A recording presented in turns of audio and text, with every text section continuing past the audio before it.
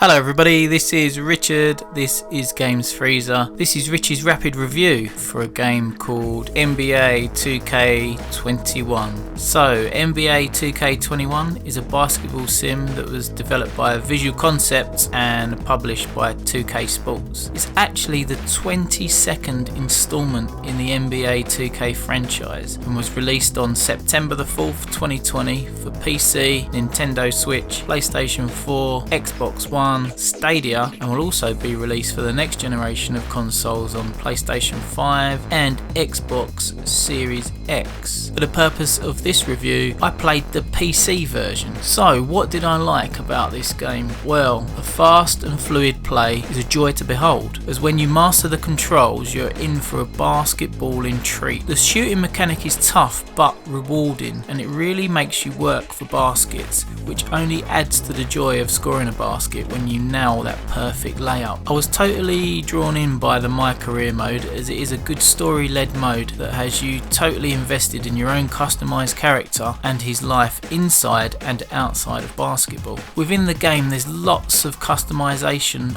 options to tailor your gameplay experience once you master the menus, and this is a great asset to the game. The game looks great and the presentation is top notch. It's a take on the TV style NBA coverage that you see nowadays and really hits home well. So what didn't I like about the game? The steep learning curve could have done with a hand-holding tutorial up front. For example, have you played NBA 2K before? Yes or no? And then yes leads you to a main game, whereas no takes you through the basics in a screen-led tutorial. That would have been ideal for me. Also, there is actually a tutorial in there, but it's buried beneath layers and layers of screens, and it was kind of tough to get to it. The menu screens are actually overwhelming at first, as they seem kind of cluttered together, and this can cause some confusion. And the final point really around what I didn't like, well, the virtual currency leaves a bitter taste in the mouth, as in order to progress you'll probably need to at some point pump real money into the game after already shelling out for the game itself, which is kind of disappointing. Overall though, this game delivers a great basketball experience and sits firmly in the basketball sim territory of basketball games. Once you get past the initial steep learning curve and have mastered the controls and the cluttered menus, you will find a great video game that is impressive in its scope